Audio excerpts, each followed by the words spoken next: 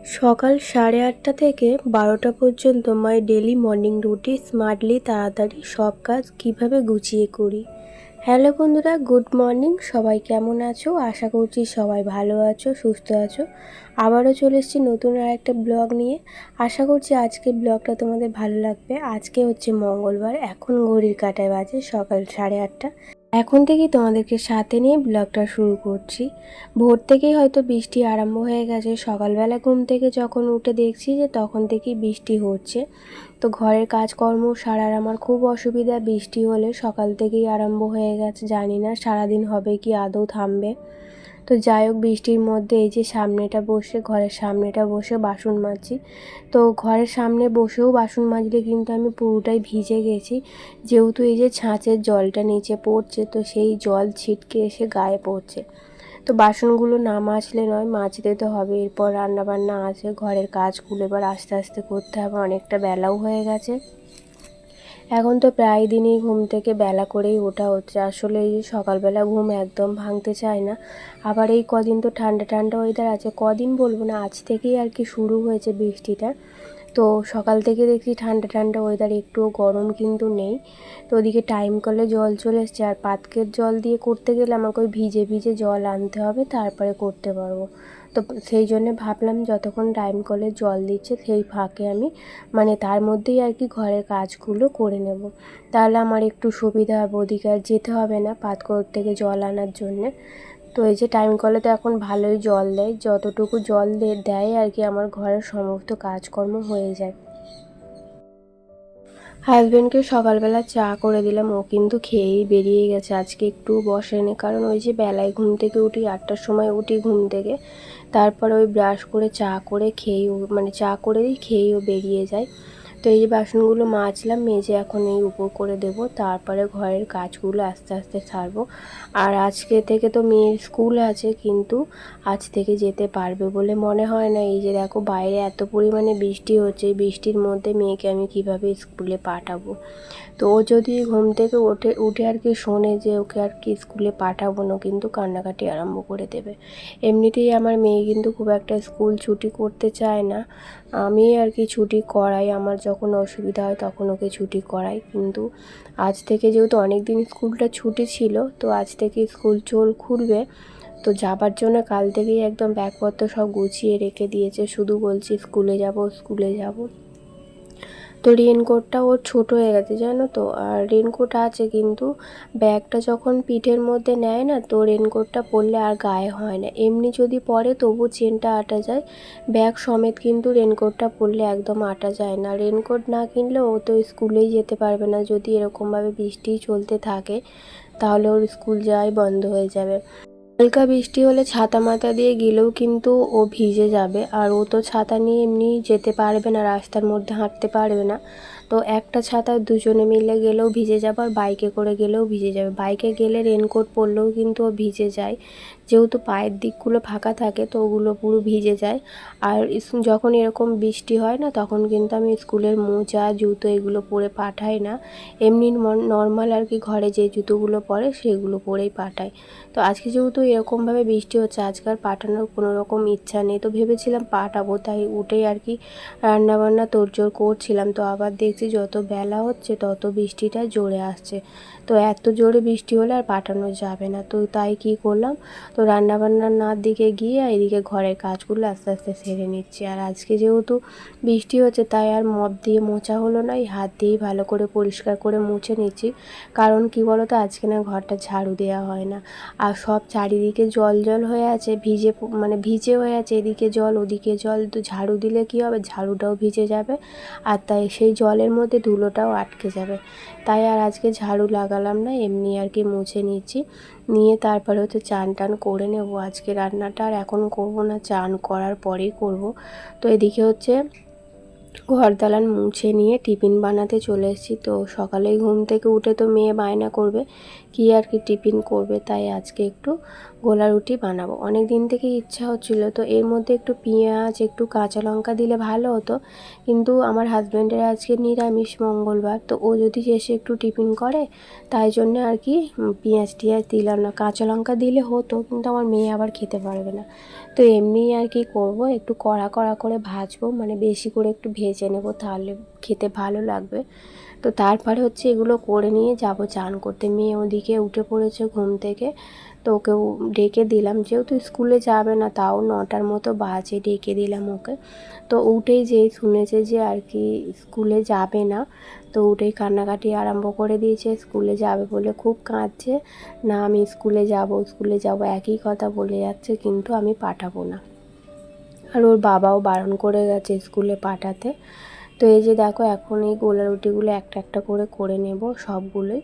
তো অনেকগুলোই হবে, যেহেতু একটু পাতলা করে গুলেছি, বেশি মোটা করে গুললে না ভালো লাগে না, তো একটু পাতলা করে গুললে বেশ ভালো লাগে খেতে, আর একটু বেশি ভাজা ভাজা করলে না আরও বেশি ভালো লাগে, টেস্টটা দ্বিগুণ হয়ে যায়। তো আমি একটু কড়া কড়া করেই ভাজি। গোলা রুটি করলে আর পেঁয়াজ লঙ্কা দিয়ে করলে তো আরও সুন্দর খেতে লাগে। তো এরকম গোলা রুটি তো মানে কি বলবো, আমার মা তখন করে দিত, বেশ ভালোই লাগতো, এখনও করে, তবে আমরা আর খাই না, গেলে করে, কিন্তু আমরা খাই না, আমার বাপি খায়।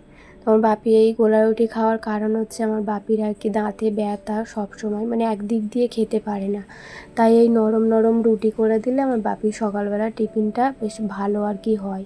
মুড়ি রুটি এগুলো তো খেতেই পারে না, রাত্রিরে এক টাইম রুটি খায়, তবে ওই যে কী করে বলো তো, সব রুটিগুলোকে জলে ভিজিয়ে একদম নরম করে তারপরে খায়।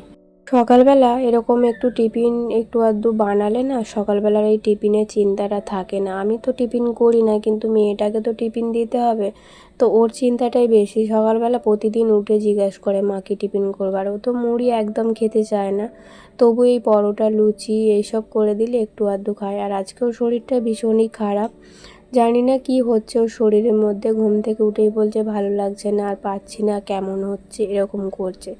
তো ওকে বললাম ব্রাশটা কর, ব্রাশটা করে চানটা করে আজকে পুজোটা করে দিতে বলেছি। আর আমি এদিকে বিছানাটা গোছাতে চলে এসেছি, বিছানাটা গুছিয়ে নিয়ে তারপরে চান করব। মেয়ে যেহেতু পুজো করবে, তো বিছানাটা না গুছিয়ে দিলে বাসি বিছানায় পুজো করতে হবে আর কি, বাসি বিছানা আর কি পড়ে থাকলে সেই অবস্থাতেই পুজো করতে হবে। তাই মেয়ে গেছে চান করতে, আমি এই বিছানাটা গুছিয়ে দিয়ে তারপরে ও এলে আমি চান করতে যাব। আজকে রান্নাবান্না সেরকম কিছু করব না, তোমরা তো জানো মঙ্গলবারে সেরকম কিছু রান্নার ঝামেলা রাখি না বলতে যে খাবার মানুষ সেই তো খায় না, তবে নিরামিষ হলে খায়, কিন্তু সব জিনিসটা তো আর নিরামিষ বানানো যায় না, তাই আর কি রান্নার ঝামেলা আজকে বেশি করিনি। আজকে ওই কী করবো বলো তো, একটু ওল সেদ্ধ দেব, আর হচ্ছে ঢ্যাঁড়সের ঝাল করবো। আর আমার হচ্ছে আগের দিন রাত্রিবেলা মাংস এনেছিল, তোমরা তো দেখেছিলে, বলেছিলাম যে ঘুগনি করব, কিন্তু ঘুগনিটা আর করা হয়নি। তো অনেকটা মাংস ছিল, ওর মধ্যে কড়াই দিলে না অনেকটা তরকারি হয়ে যাবে, অতটা তরকারি সবাই মিলে খেয়ে শেষ করতে পারবো না, তাই কি করেছিলাম শুধু মাংসটা একটু আলু দিয়ে কষা কষা করে রান্না করেছিলাম, তাও কিন্তু শেষ হয়নি, অনেকটা মাংস রয়ে গেছে। তো ফ্রিজের মধ্যে রেখে দিয়েছি, যখন দুপুরবেলা খাবো তখন আমি খেয়ে নেব, আর হাজব্যান্ডের জন্যে মেয়ের জন্যে আর কি গরম খাবার বানাবো। তো আমি না খেলে আবার ওই জিনিসটা ফেলে দিতে হবে, মাংসটা ফেলে দিতে হবে, অতটা মাংস নষ্ট করব, তাই আমি বাসে খেয়ে নেবার। বাইরে যেহেতু বৃষ্টি হচ্ছে, চান করে চলে এসেছি, চান করে এখন এই যে ঘরের মধ্যেই নাইটিগুলো মিলে দিলাম, দালান তো পুরো ভর্তি হয়ে গেছে, দালানে আর দেবার জায়গা নেই, তাই ঘরের মধ্যে মিলে দিলাম। আর মেয়ের জামা প্যান্টগুলো ওই যে ছাঁচের দিকে একটা দড়ি টাঙানো আছে ওইখানে মিলে দিয়েছি, দিয়ে তারপরে চলে এসেছি এদিকে। কয়েকটা জামা প্যান্ট শুকনো হয়ে গিয়েছিলো, ওই ঘরে মেলা ছিল, তো তুলে নিয়ে এসছি, এখন এগুলো ভাঁজ করে নেব।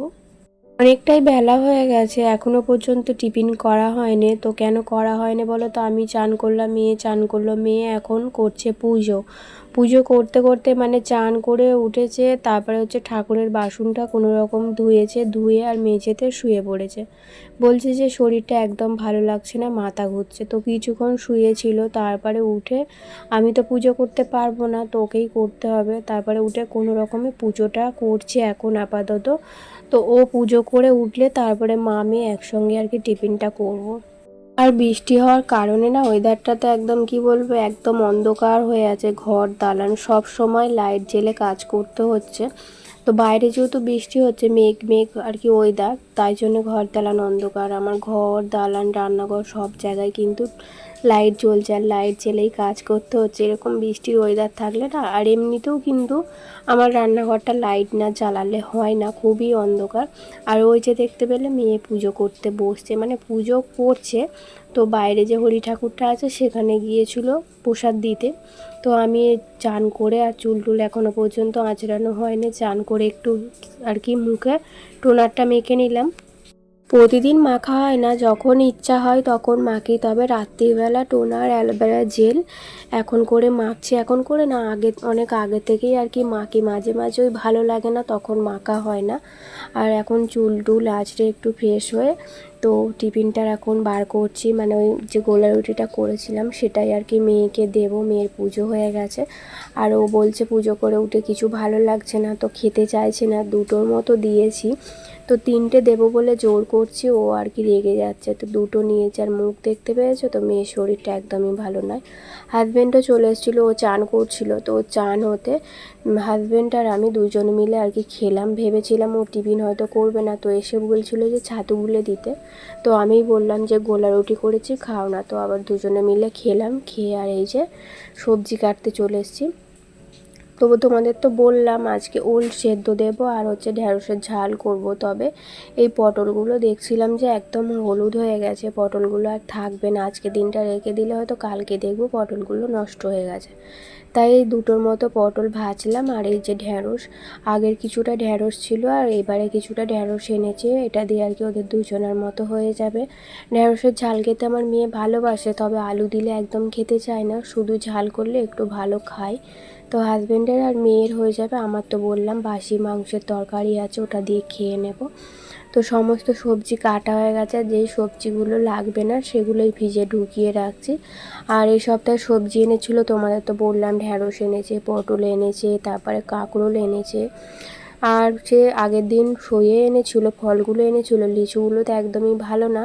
তো কালকে কিছুটা খাওয়া হয়েছিল, আর কিছুটা ছিল 5টার মতো রেখে দিয়েছিলাম, সেটাই মেয়েকে এখন বার করে দিলাম। ওকে বললাম আস্তে আস্তে বসে বসে ছাড়িয়ে লিচুগুলো খেয়ে নে। তো ওদিকে লিচু ছাড়াচ্ছে, আর আমি এদিকে এই যে ভাত বসাবো। তো সমস্ত সবজি কাটা হয়ে গেছে, এখন বাজে প্রায় 11:30 12টার মতো বাজতে যায়। 12টা না, ওই 11টা 11:30টার মতো বাজতে যায়। তো রান্নাবান্না সেরকম নেই বলে না বসেছিলাম। তো বসে থেকে থেকে আবার ভাবলাম না রান্নাটা বসিয়ে দিই, তো বেশিক্ষণ লাগবে না। ভাত একদিকে বসিয়ে দেব, আর এই কৌটোর মধ্যে হচ্ছে দিয়ে দেব ওল সেদ্ধ। আর ঢ্যাঁড়সটা আর পটলটা করলে হয়ে যাবে, ওই 12টার মধ্যে সব কাজ আমার হয়ে যাবে। এমনিতেও তো ঘরের সমস্ত কাজকর্ম হয়ে গেছে, শুধু রান্নাটাই বাকি আছে। ভয়েসটা দিতে বসেছি, আর বাইরে কিন্তু প্রচণ্ড বৃষ্টি আরম্ভ হয়ে গেছে, আর তার মধ্যে ঝড়ও উঠেছে খুব। এমনিতেও সকাল থেকে বৃষ্টি হচ্ছে, আজকে তো হচ্ছেই। তো মঙ্গলবার থেকে আরম্ভ হয়েছে, আজকে বুধবার হয়ে গেল, এখনও পর্যন্ত বৃষ্টির কোনো মানে কি বলবো থামা কোনো এই দেখছি না। তো সব সময় অনবরত বৃষ্টি হয়ে যাচ্ছে। এতক্ষণ কিন্তু বৃষ্টিটা থেমেই ছিল, ওই গুঁড়ি গুঁড়ি পড়ছিল, কিন্তু এখন আবার বৃষ্টিটা খুব জোরে এলো। তো এদিকে দেখো আমার পটলটা ভাজা হয়ে গেছে, আর আমার তো পটল ভাজা খেতে ভীষণ ভালো লাগে। তো ভাতের সঙ্গে একটু করে প্রতিদিন পটল ভাজা হলে না আমার ভালোই লাগে। পটল ভাজাটা কেউ খেতে চায় না, তো ভাজা করা হয় আমার জন্যেই। তো মেয়ে খায়, তবে তরকারি করলে একটু পটলের ভালো খায়। পটল ভাজাটা আগে ও খেতে ভালোবাসতো, পটলের দানাগুলো খেতে বেশি ভালোবাসতো, কিন্তু এখন আর খেতে চায় না। তো ওইদিকে হচ্ছে ঢ্যাঁড়সের তরকারিটা বসিয়ে দিয়ে ভাবলাম এই আলমারিগুলো না অনেক দিন পরিষ্কার করা হয় না, অনেক দিন বলতে 2-3 দিনের বেশি হয়ে গেছে, এগুলো মোছা হয়নি। তাই জন্য ভাবলাম রান্নাটা বসিয়ে দিয়ে এদিকের একটু টুকিটাকি কাজগুলো করি। তো ওদিকে ঢ্যাঁড়সের ঝাল তো বেশিক্ষণ সময় লাগে না, যতক্ষণ আর কি সময় লাগবে ততক্ষণ এই কাজগুলো আমার হয়ে যাবে। আর মেয়ে আছে বিছানায় খালি আসছে আর শুয়ে পড়ছে। শরীরটা যেহেতু ওর একদমই ভালো না, তো একটু করে বসছে আবার শুয়ে পড়ছে। ওই যে দেখো বাইরে বসেছিল, লিচুটা খেয়ে এসে আবার এই যে শুয়ে পড়লো বিছানায়। তো একবার করে আমার রান্নাঘরে যাচ্ছে, আমি কি রান্না করছি না করছি সেগুলো দেখছে, আর যখন আর ভালো লাগছে না তখনই এসে শুয়ে পড়ছে। আর এখন এই যে হাজব্যান্ড ফোন করলো, মুদিখানার দোকান মানে একদমই শেষ হয়ে গেছে কয়েকটা জিনিস। এগুলোই আর কি কাগজে লিখে রাখছি। হাজব্যান্ড ফোন করে বলল যে লিখে আর কি হোয়াটসঅ্যাপে একটা ছবি পাঠিয়ে দিতে। তাই বসে বসে কী নিয়ে কী আনতে হবে না হবে একবারে 2-3 সপ্তাহের মুদিখানা মাল লিখে নিলাম। নিয়ে আর এই যে ততক্ষণে ঢ্যাঁড়সের ঝালটা হয়ে গেছে। তো একদম অল্প হয়ে গেছে, অনেকটাই কেটেছিলাম আসলে, অনেকক্ষণ থেকে ভেজে রান্না করেছি তো একদম অল্প হয়ে গেছে। তো ওদিকে ঢ্যাঁড়সের ঝালটা নামিয়ে রেখে এই জায়গাটা দেখছি একদম প্লাস্টিকের গুঁড়ো পরে ভর্তি হয়ে গেছে। তো মটকার টালি কয়েকটা ভেঙে গিয়েছিলো, যখন ভেঙে গিয়েছিলো না তখন ওই যে হাজব্যান্ড প্লাস্টিক দিয়ে রেখেছিলো, সেই প্লাস্টিকগুলো রোদ্দুরে জলে একদম সেই কী বলবে একটু হাওয়া দিলে গুঁড়ো গুঁড়ো হয়ে আর এর মধ্যে পড়ে এই জায়গাটাতে। তো তাই এই জায়গাটা আর কি বারে বারে ধুলো খুব একটা পড়ে না, ওই প্লাস্টিক গুঁড়োগুলো পড়ে বলে বারে বারে এই জায়গাটা আর কি মুছে পরিষ্কার করতে হয়। সমস্ত ঘরের কাজকর্ম হয়ে গেছে, এখন এই যে টেবিলটা একটু পরিষ্কার করব। মেয়ে বসে বসে বেদানা ছাড়ালো, বললাম যে বেদানাটা ছাড়িয়ে খেয়ে নে, ছাড়িয়ে আর রেখে দিল, বলছে আমি খাবো না তুমি খেয়ে নাও। আসলে কি বলো তো, বেদানা লাল হলে ও খেতে ভালোবাসে, সাদা বেদানা একদমই পছন্দ করে না। তো বেদানাটা এবারে নিয়েছে একটু সাদা মতো, তাই খেলো না, আমার জন্য রেখে দিয়েছে। ঘরের কাজকর্ম সমস্ত হয়ে গেছে, এখন এই ভাত খাবো। তো ভাত খাবার আগে একটু সর্ষে বাটছি। এটা কি করব বলো তো, ওই যে ওল সেদ্ধ দিয়েছি, কাঁচা লঙ্কা দিয়ে আর সর্ষে দিয়ে ওই ওল সেদ্ধটা মাখলে আমার হাজব্যান্ড কিন্তু শুধু এই ওল সেদ্ধ দিয়েই ভাত খেয়ে নেবে, খুব ভালোবাসে ওল সেদ্ধ খেতে। বন্ধুরা, আজকের ব্লগটা তোমাদের কেমন লাগলো অবশ্যই কমেন্ট করে জানিও। আজকের ব্লগটা এই পর্যন্তই, দেখা হবে পরের ব্লগে। টাটা।